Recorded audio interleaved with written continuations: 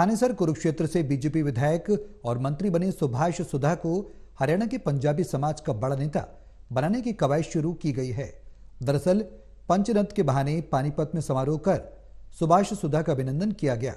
गौरतलब है कि कैबिनेट से मनोहर लाल और अनिल विज के बाहर होने और करनाल से लोकसभा चुनाव लड़ रहे मनोहर लाल के समर्थन में लामबंदी के लिए पंजाबी समाज को एक मंच पर लाने की नई रणनीति बनाई गई है।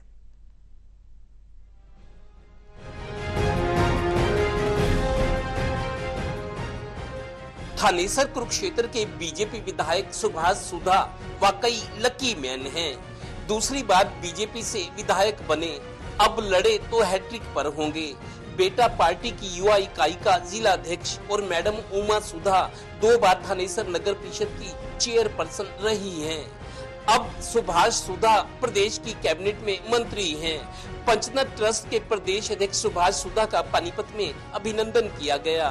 उन्हें अब प्रदेश में पंजाबियों का बड़ा नेता बनाने की तैयारी है, क्योंकि मनोहर लाल और अनिल विज कैबिनेट से बाहर हैं। तो जिम्मेवारी मिलने पर पंचरत्न द्वारा स्वामी धर्मदेव जी द्वारा उनको आशीर्वाद और पूरे प्रदेश के लोग शुभकामनाएं देने के लिए सुभाष सुधा जी के स्वागत के लिए हम लोग आए हैं। स्वामी महामंडलेश्वर धर्मदेव जी महाराज का एक स्वप्न था जो 1947 में 63 लाख लोग चले थे और 11 लाख लोग शहीद हुए थे। उसके बाद यहाँ 52 लाख लोग पहुँचे थे। हिंदुस्तान से हिंदुस्तान विभाजन में वो इतना बड़ा त्याग जो हम लोगों ने हिंदू बनने के लिए दिया, तो उस त्याग को कभी याद नहीं किया गया। और कहते हैं ना, कोई शहादत होती है तो उसके लिए स्मारक बनता है और ये बहुत बातें की जाती है, उनको पेंशन दी जाती है, कुछ किया जाता है, मगर उजड़ के आए थे हम, बिल्कुल सब कुछ छोड़ के आए थे। तो उसके लिए एक महाराज जी के एक मन में तमन्ना थी कि उनके लिए एक स्मारक बने जहां उनको याद किया जाए। गौरतलब है कि देश के बंटवारे के वक्त पाकिस्तान से हिंदुस्तान आ रहे लाखों पंजाबियों का मजहबी दंगों में रास्ते में ही कत्ल हो गया था। उन गुमनाम शहीदों की याद में कुरुक्षेत्र के पिपली में शहीद स्मारक बनाया जा रहा है, जिसके लिए तत्कालीन सीएम मनोहर लाल ने अपनी पुश्तैनी जमीन में से 1 एकड़ जमीन इस ट्रस्ट को दान में दी थी।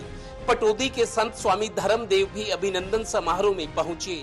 इस मौके पर पंजाबी समाज को इकट्ठा किया गया था। पूर्व मंत्री मनीष ग्रोवर भी मौजूद थे।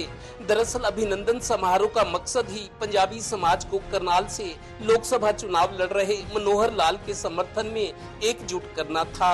अभी बिखरे बिखरे हैं। पंचरत्न स्मारक ट्रस्ट मेरा अपना ट्रस्ट है। इसमें हमारे संरक्षक स्वामी धर्मदेव जी महाराज जी इसके हमारे संरक्षक हैं और मैं इसका प्रदेश अध्यक्ष हूँ। और आज मैं कहूँगा यहाँ पर इस कार्यक्रम का आयोजन हमारे भाई विक्की कत्याल जी ने, जिंदर गहरा जी ने पूरी पंचरत्न ने रखा है, तो मैं इनका बहुत बहुत धन्यवाद करता हूँ।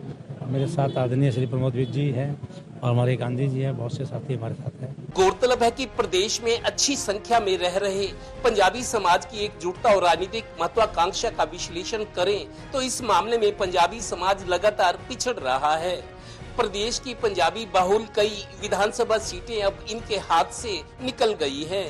गुरुग्राम, फरीदाबाद, सोनीपत, अंबाला सीटें, सिरसा, हिसार के अलावा आधा दर्जन और ऐसी सीटें शामिल हैं। इस मामले में प्रदेश का वैश्य समाज राजनीतिक तौर पर जागरूक और आक्रामक हुआ। इसका राजनीतिक फायदा भी उन्हें मिल रहा है।